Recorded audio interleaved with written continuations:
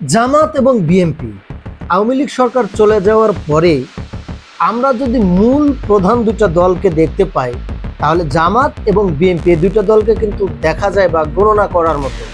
বাংলাদেশে অনেক রাজনৈতিক দল আছে, কিন্তু ম্যাক্সিমাম জনগণ জানেই না। তাহলে আজকে এই যে চাঁদা, দুর্নীতি, অন্যায়, অবিচার বেড়ে গিয়েছে, এই দুইটা দলের কি কোনোই দায়িত্ব নাই?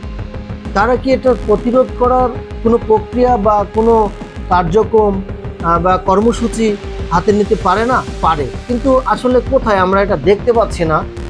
আসলে আমরা কিছুদিন আগে দেখেছি যে পূজার ঘর জামাত ইসলামের লোক পাহারা দিচ্ছে।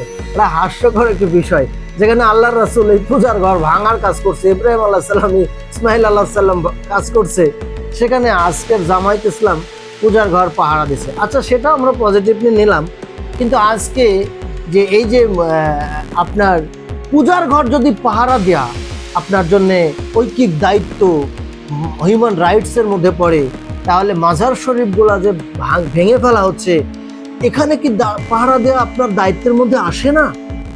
আমি জামাত ইসলামকে বলছি, আমি কিন্তু আপনাদেরকে পছন্দ করি, যার জন্য আমি এই মিডিয়ার মাধ্যমে আপনাকে মনে করাই দিতে চাচ্ছি।